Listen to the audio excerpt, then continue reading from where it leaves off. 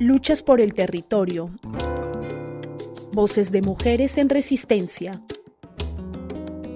Escuchando el clamor de la madre tierra, que tiembla bajo los ataques de las máquinas destructoras, mujeres defienden la vida y el territorio en el mundo entero.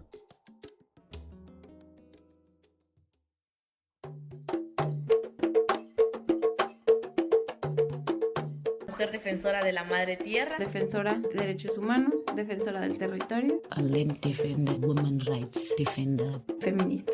Akşam hakkımızı savunmaya çalışıyoruz. Defensora de la vida. Indígena, periodista comunitaria. Guerreiras indígenas de Rondônia. guardianas de los recursos. Episodio 5. Los tentáculos de la bestia. A veces da miedo acercarse a una bestia y te mantienes alejada, y cuando intentas acercarte, la bestia puede golpearte, comerte o simplemente matarte. En el primer episodio de la serie, una militante de Sudáfrica retrataba a la industria extractiva como un tipo de bestia sin emociones que destruye todo lo que está a su paso. En esta cápsula, intentaremos entender los diferentes tentáculos de esta bestia, sus estrategias de persuasión y de violencia para imponerse sobre los territorios sin considerar a los pueblos guardianes de las tierras codiciadas.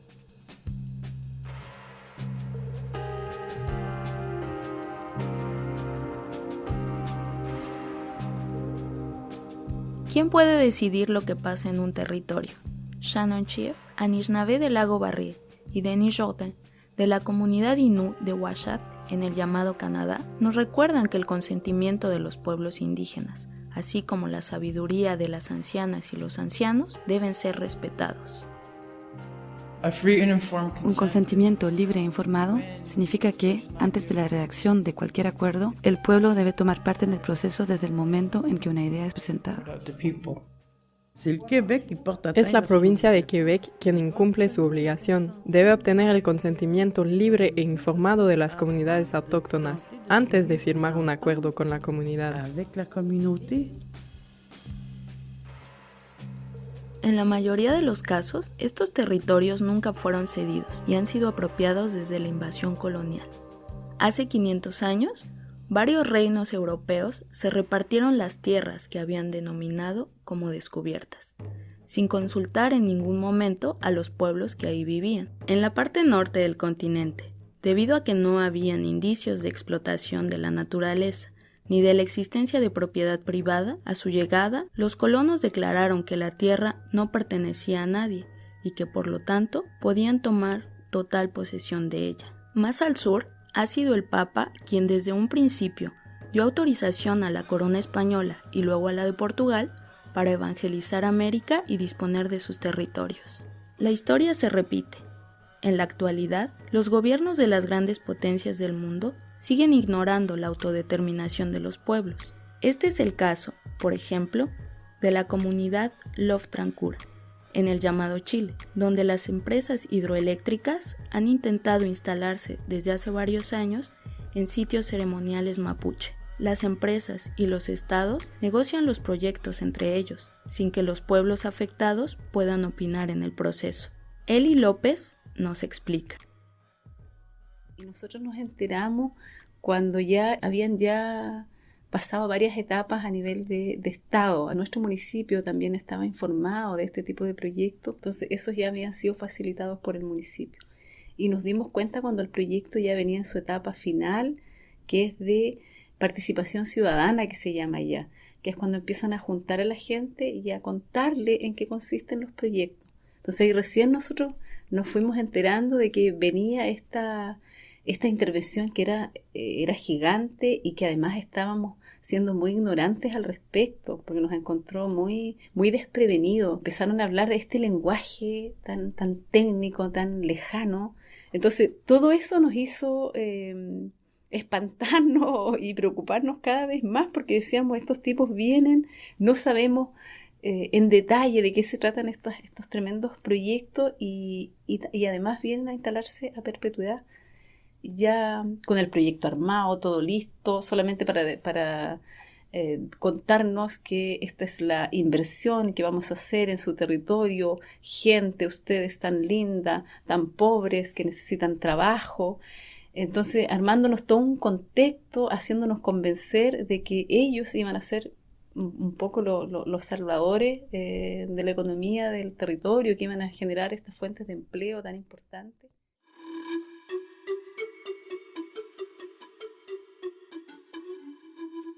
La ausencia de consulta de los pueblos se acompaña de un discurso por parte de las empresas y de los gobiernos, un discurso de desarrollo y de promesas de enriquecimiento. Las comunidades afectadas, lejos de vivir un auge económico, son víctimas de la degradación del tejido social y de los ecosistemas.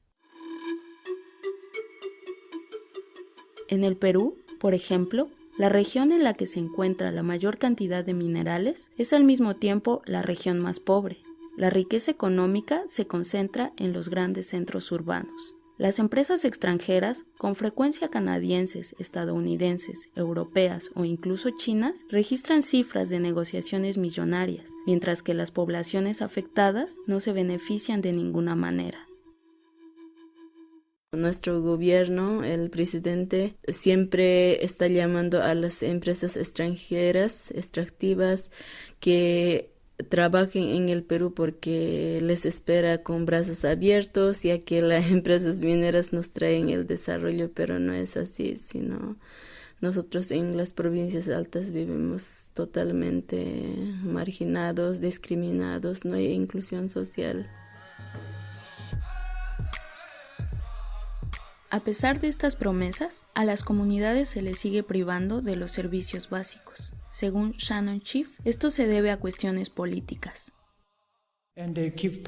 Nos siguen prometiendo casas y más casas, pero hubiéramos podido tener vivienda ya desde hace mucho tiempo si no estuvieran robando tanto dinero al pueblo, despojando a la gente y creando pobreza. También son las consecuencias de una mala gestión.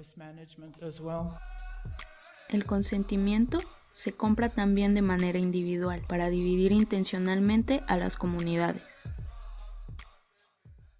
Llegaron a ofrecer también dinero. 26 familias recibieron 500.000 pesos chilenos y además le ofrecían algunos animales, reparaciones de vivienda, algunos enseres domésticos, o sea, adquiriendo consentimiento a través de estas ofertas que a nosotros nos parecían muy perversas.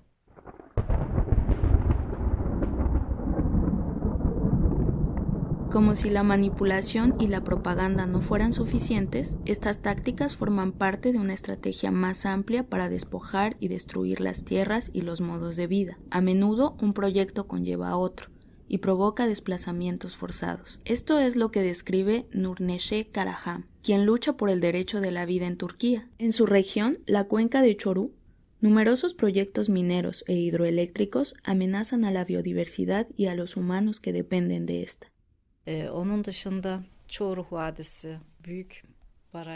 Oficialmente, sabemos que 125 mega o pequeños proyectos hidroeléctricos se encuentran ya sea en etapa de planeación, de construcción o en fase operativa en la región. Creemos que se trata de una política para despoblar la región, de manera que puedan ejercer el extractivismo sin ninguna resistencia y mucho más fácil. Artvin es realmente fértil. En términos de producción alimentaria, la provincia es autosuficiente. Los proyectos son una forma de apropiación de las tierras, pero también se trata de eliminar los medios de subsistencia para que las personas se vean obligadas a emigrar, de modo que la región ya no esté tan defendida como lo está ahora y luego puedan utilizar los territorios para el extractivismo.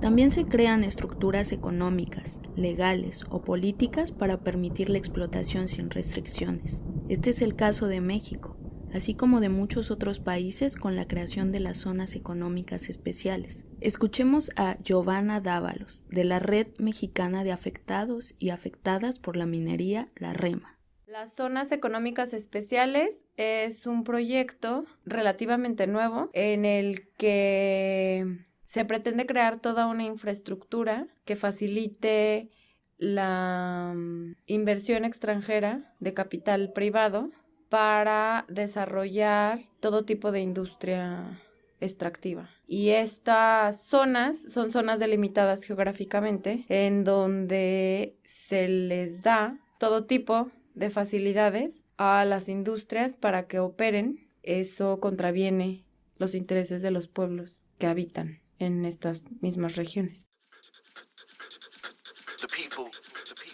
Por supuesto que oponerse a este monstruo devastador implica correr riesgos. La bestia extractiva también posee herramientas judiciales y militares para reprimir y callar a aquellas y aquellos que se le oponen, tal y como nos explica una militante contra la industria minera en Sudáfrica.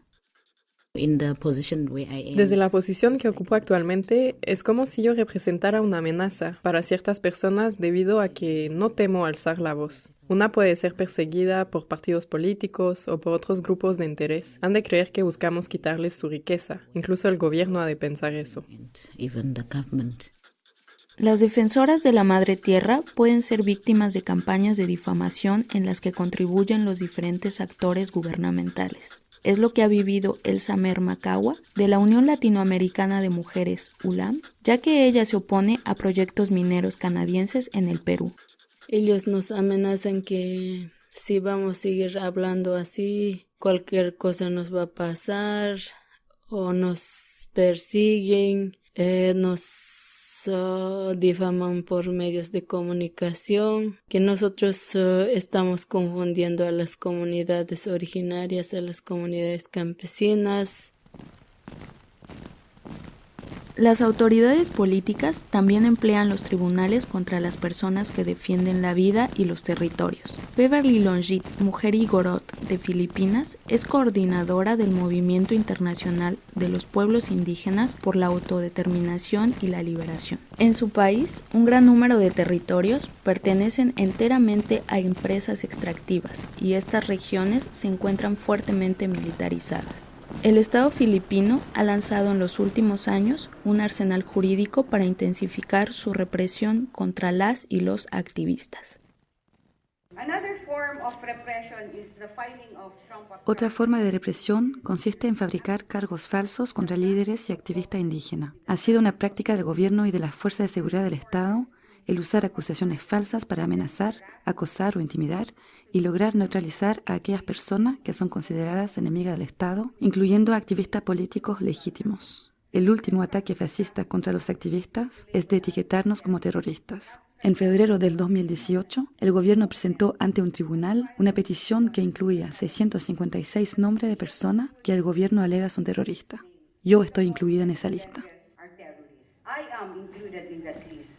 Esta complicidad entre el Estado, las empresas, la policía, el ejército y la seguridad privada va muy lejos y llega a tomar forma de una guerra abierta contra el pueblo. Elsa Mermakawa nos enseña más sobre el contexto peruano, en donde las empresas contratan a numerosos policías para que trabajen en la seguridad privada de las minas durante sus días de descanso. Las autoridades políticos, todos ellos tienen convenios, ¿no? Por ejemplo, con policía.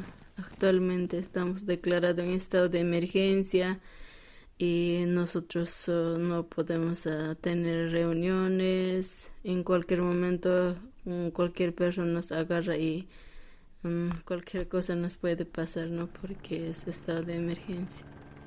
La gente es arrestada simplemente por contradecir a la bestia. Este es especialmente el caso de las y los periodistas. Norma Sancir, periodista comunitaria, es clara a este respecto. Se criminaliza a los periodistas comunitarios por pertenecer y difundir información donde se violenten los derechos de los pueblos indígenas. Norma se dedica a divulgar y a acompañar las demandas de los pueblos indígenas, especialmente en el territorio chortí, en la llamada Guatemala, para así exponer la información ignorada por los grandes medios de comunicación comerciales. En 2014, momento en que su pueblo denunciaba la instalación de un proyecto hidroeléctrico que amenazaba sus derechos fundamentales al agua y a la alimentación, Norma Sancir ha sido detenida por documentar una acción de bloqueo de un puente. Me llaman y me dicen, están desalojando violentamente el puente Jupilingo. Y lo primero que pensé es, debo llegar a tiempo para hacer fotos y videos y poder informar lo que está pasando. Pero no llegué a tiempo y la policía me captura. Estuve 4 días en la cárcel. Cuando yo vi a los policías, vi que se acercaban a mí.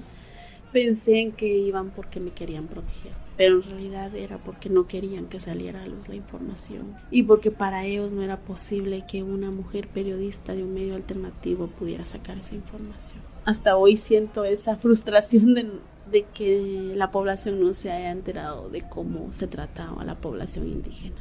Se trata violentamente, se les violan todos sus derechos.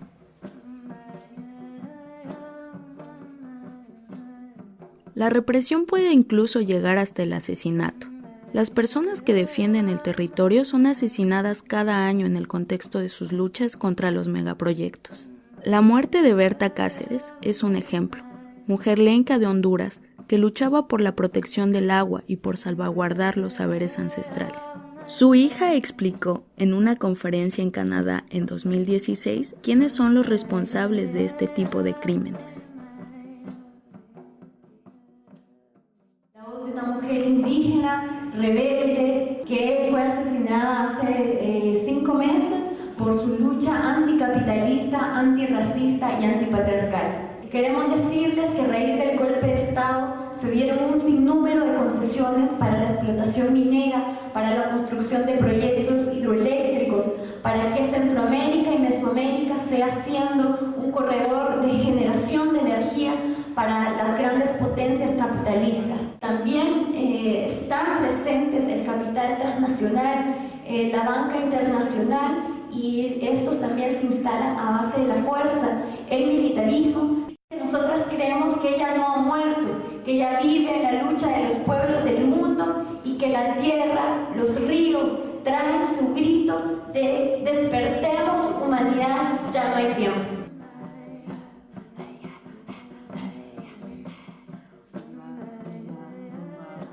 Los tentáculos de la bestia están hechos de falsas promesas, de la compra del consentimiento, de manipulaciones, de amenazas, de detenciones, de criminalización, de estado de emergencia e incluso de asesinatos.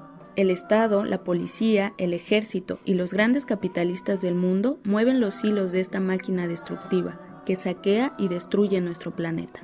Resulta abrumador, pero Beverly Longit llama a la resistencia.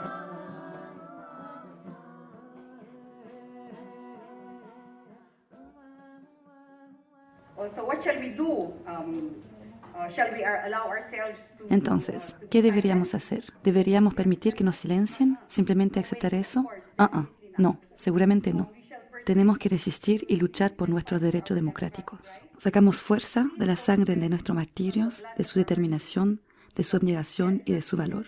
Sacamos valentía del espíritu de resistencia de los pueblos indígenas en nuestro país, pero también en los otros países.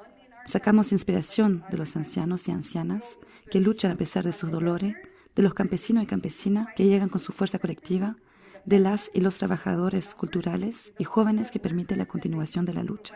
Y por supuesto, sobre todo, de las mujeres que sostienen la mitad del cielo. Juntas y juntos, defendamos nuestra tierra, nuestras vidas, nuestros recursos, porque los y las activistas no son terroristas.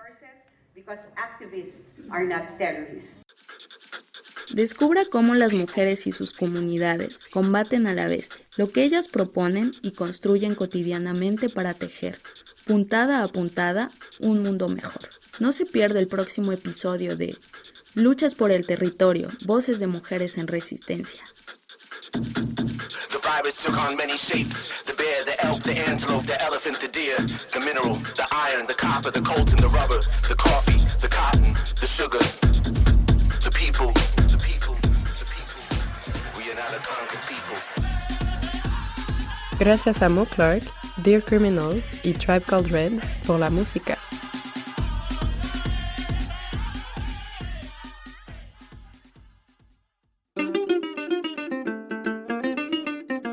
Una producción del Comité por los Derechos Humanos en América Latina, CEDAL. Para escuchar los próximos episodios, síguenos en la web www.cdhal.org.